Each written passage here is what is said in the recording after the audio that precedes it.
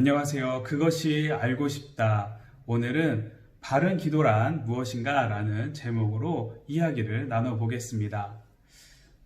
우리가 처음 사용하는 전자기기를 사용하기 위해서는 그 전자기기가 갖고 있는 기능과 그리고 효과가 무엇인지를 알아야만 하죠. 그래서 저희가 인터넷을 통해서 그 기기에 대한 정보를 알아본다든가 아니면은 그 기기와 함께 같이 오는 매뉴얼이 있죠. 매뉴얼을 보고 그 기기를 우리가 사용을 하게 됩니다. 만약 저희가 그 기기를 사용할 때 인터넷을 찾아보거나 정보를 찾아보지 않고 매뉴얼을 보지 않고 그것들을 다 무시한 채 자기 마음대로 그 기기를 사용하게 된다라고 한다라면은 곧 고장이 나거나 잘 사용하지 못하게 될 것입니다. 만약에 그것을 사용하게 된다고 할지라도 그 기기가 갖고 있는 모든 기능 100%를 사용하는 데는 아주 오랜 시간이 걸려야지만 이것이 이런 기능이 있었구나 라는 것을 우리가 알아차리게 될 것입니다. 하나님께서는 우리를 자녀로 삼아 주셨습니다. 그리고 우리를 자녀 삼아 주신 하나님께서는 이 땅을 지으셨고 이 땅에서 우리를 살아가라고 하셨죠. 우리가 하나님께서 지으신 이 땅에서 살아가기 위해서는 그 하나님의 마음과 뜻과 그리고 하나님의 그 원하시는 그 방향을 우리가 알아야지만 이 땅에서 우리가 바르게 살아갈 수 있을 겁니다. 하나님의 마음을 우리가 바로 알기 위해서는 바로 하나님과 깊은 교제, 하나님과 깊은 관계를 맺어야 되고 하나님과 교제하기 위해서 하나님과 관계를 맺기 위한 방법은 바로 하나님께 기도를 드리는 것입니다. 자, 이 기도에 대해서 그러면 우리가 어떻게 하는 게 하나님이 원하시고 하나님이 기뻐하시는 기도인가를 우리가 지금부터 알아볼 텐데요. 이 기도에 대해서 예수님께서 마태복음 5장부터 7장에 있는 그 산상수훈 가운데 있는 6장을 통해서 예수님께서는 우리가 어떻게 기도해야 되는지 말씀해 주셨습니다. 우리 마태복음 6장 6절 말씀을 함께 읽도록 하겠습니다. 너는 기도할 때 방에 들어가 문을 닫고 은밀하게 계시는 내 아버지께 기도하여라. 그러면 은밀하게 계셔서 보시는 내 아버지께서 내게 갚아 주실 것이다. 아멘. 자, 먼저 예수님께서는 기도할 때 누구에게 기도하라고 하십니까? 바로 아버지께 기도하라고 하십니다. 아버지 누구죠? 하나님 아버지께 기도하라라고 이야기하십니다. 하나님이 우리를 지으신 목적이 있습니다. 하나님께서 우리를 지으신 목적은 바로 우리와 사랑을 나누기 위해서, 교제하기 위해서입니다. 그리고 하나님 아버지는 우리가 아버지께 구하는 그 모든 것들을 들으시고 그것에 대해서 답을 해주시는, 즉 그 교제, 나눔을 하는 것을 상당히 좋아하세요. 그래서 우리를 사랑하시는 하나님 아버지께서는 우리와의 그 친밀한 관계를 유지하기 위해서 친밀하게 대화 나누는 것을 아버지께서는 상당히 기뻐하시고 원하십니다. 자, 이렇게 아버지께 기도하라고 하시는 예수님께서는 기도할 때 어떻게 하라고 하십니까? 너는 방에 들어가 문을 닫고, 즉 골방에 들어가 문을 닫고 은밀한 곳에서 기도하라 라고 또 우리에게 말씀하시죠. 자, 이 말은 우리가 꼭 기도할 때에 은밀한 그 골방과 같은 그 기도방에 들어가서 하는 것이 무조건 바른 기도라는 것이 아닙니다. 여러분, 사랑하는 사람과 대화를 나눌 때를 한번 생각해 보시기 바랍니다. 사랑하는 사람과 대화를 나눌 때는 언제 어디서나 대화 나누기를 우리는 원합니다. 언제 어디서든 대화를 나누고, 그것은 단둘이 있을 때도 가능하지만 둘이 아니라 여러 사람이 있을 때도 사랑하는 사람과는 대화가 가능하죠. 여러 사람이 있을 때든 여러 사람과 길을 걸을 때든 아니면 길을 걷고 있을 때든 일을 할 때든 언제 어디서든 사랑하는 사람과는 이야기, 대화가 가능합니다. 이야기를 나눌 수가 있습니다. 왜 언제 어디서든 둘만의 대화가 가능하게 되는 것일까요? 그것은 바로 서로 간에 집중을 하고 있기 때문입니다. 시선이 그 사람에게 맞춰져 있어요. 주파수가 그 사람에게 가 있습니다. 만약 집중하지 않고 시선을 그에게 고정시키지 않는다면은 어떻습니까? 그 대화는 잘 이루어지지 않고 때로는 종종 끊기게 되는 것이겠죠. 오늘 말씀에서 예수님께서 우리들에게 방에 들어가 문을 닫으라 라고 하는 것은 골방이라는 밀실이라는 그런 환경도 이야기는 하시겠지만 그것보다 더 중요한 것은 그것은 바로 하나님과 나만의 시간을 만들어라. 그래서 너희가 하나님께 집중을 하여라. 주파수를 하나님께 고정시켜라 라는 것입니다. 그리고 기도해라 라고 하십니다. 아무리 옆에서 사람이 있고 많은 사람 앞에서 내가 대표 기도를 하고 어떤 기도를 하던 간에 어떤 상황에든지 골방과 같은 하나님께 집중된 기도를 우리는 해야만 합니다. 자, 우리가 기도할 때 많은 분들이 오해하고 있는 부분이 있습니다. 그것은 나의 마음에 있는 급한 것들, 그리고 나의 결핍들, 그리고 욕구와 그리고 고통들을 내가 하나님 앞에 다 쏟아내면 하나님께서 다 들으시고 이루어 주실 거다, 응답해 주실 거라는 것을 우리가 오해하고 있어요. 그렇게 우리가 하나님께 다 쏟아냈을 때 하나님께서 응답하지 않으실 때가 있죠. 근데 응답하지 않으시면 그때 우리가 무슨 생각을 하느냐? 그것은 바로 나의 간절함이 부족했나 보다, 나의 노력이 부족했나 보다 라고 생각하면서 더 많은 시간을 할애해서 하나님 앞에 무릎 꿇고 기도를 합니다. 그러면서 생각을 하죠.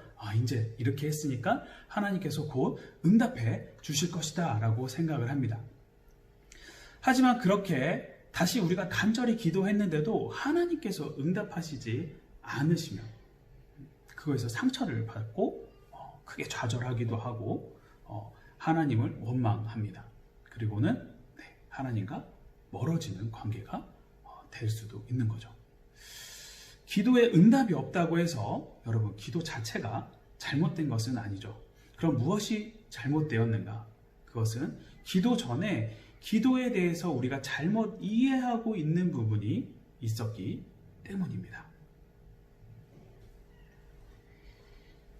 저에게는 이제 3살 된 딸이 있습니다.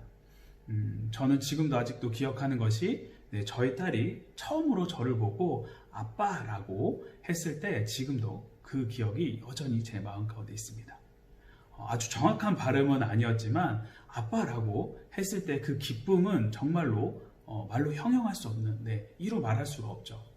그러면서 지금도 저희 딸이 아빠라고 하면서 부탁을 하면 아이스크림 사주세요 라고 하면은 그 말에 제가 응답을 안 할 수가 없어요. 그래서 집에 있는 아이스크림을 꺼내준다든가 아니면 아이스크림을 사러 바깥으로 나가기도 합니다.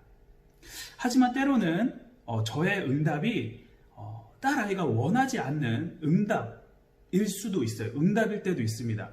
비록 아이스크림을 딸아이가 너무 먹고 싶다고 해도 아이가 전날 열이 있었거나 아니면 배가 아파서 설사를 했거나 그러면은 그래서 아이스크림을 주는 것이 아이에게 해가 된다라고 하면은 아무리 저희 딸이 간절히 구한다고 해도 주지 않죠.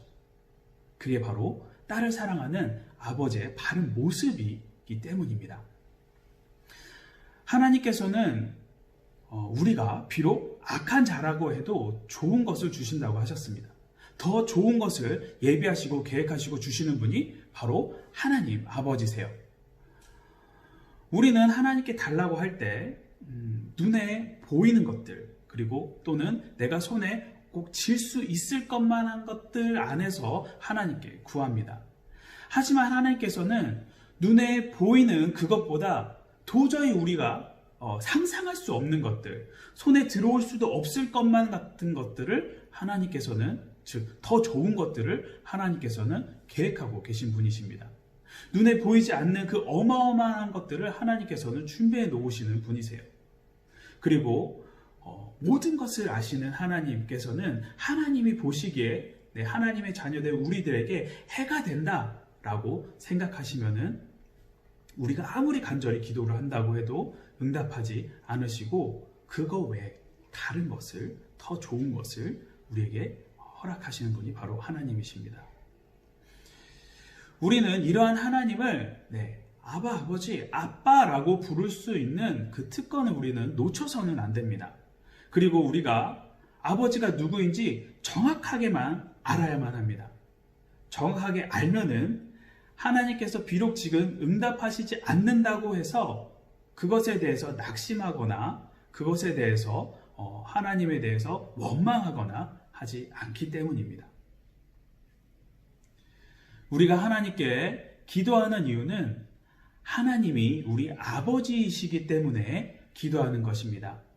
그리고 우리 아버지이신 하나님께서 우리 기도에 응답하지 않으시는 것도 그것 또한 하나님이 우리 아버지이시기 때문에 기도 응답을 하지 않고 계신다라는 것을 우리가 잊어서는 안 됩니다.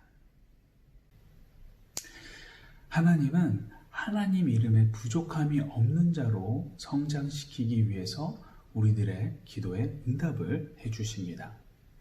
반대로 하나님 나라의 부족한 자로 성장하는 것에 방해가 되거나 또는 해가 될 때에는 그 기도에 응답하지 않으시죠.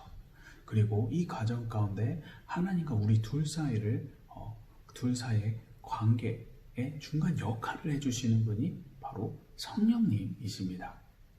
우리 로마서 8장 26절 말씀 함께 읽겠습니다.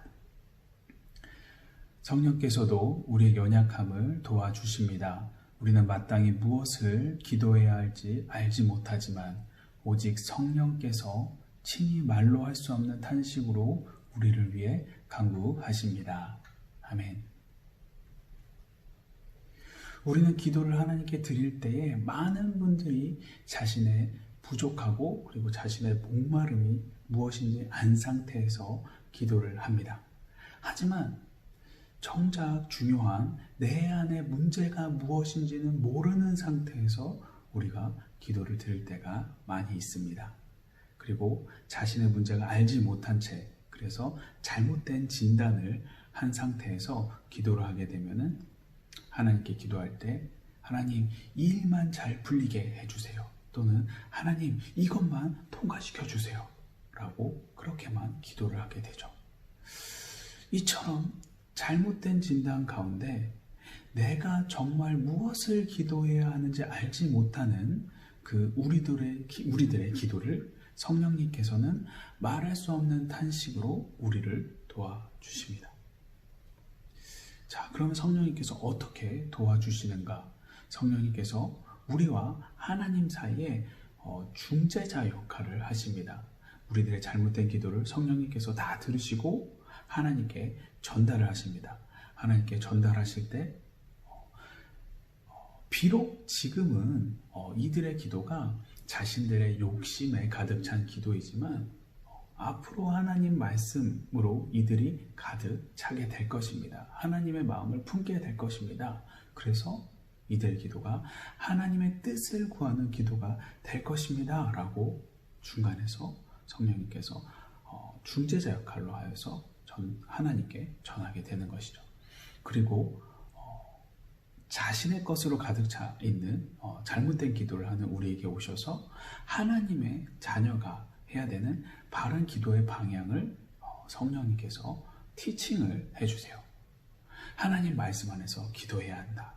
너의 바램과 너희들의 욕심과 너희들의 의가 아니라 하나님 나라와 하나님의 의를 구하는 기도를 해야 된다 라고 우리들에게 말씀하여 주시고 알려주심으로써 우리들의 기도를 변화시켜 주십니다. 예수님께서는 마태복음 6장을 통해서 우리들에게 말씀을 알려주십니다. 기도를 말씀하시면서 6장 마지막 부분에 이렇게 말씀하세요. 무엇을 먹을까 마실까 입을까 걱정하지 마라. 하나님께서는 너희들의 필요를 이미 다 아신다. 그러니 너희는 걱정하지 마라. 그러면서 너희는 그러한 걱정의 기도가 아닌 먼저 하나님 나라와 하나님의 의를 구하는 기도를 하라라고 우리들에게 말씀해 주십니다. 바른 기도는 우리 아버지께 하는 기도이고 아버지께 집중된 기도입니다. 그리고 하나님의 나라와 의를 위한 기도입니다.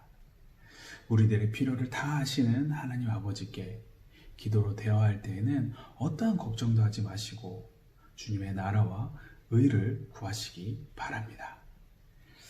지금까지 그것이 알고 싶다. 바른 기도란 무엇인가 였습니다. 감사합니다.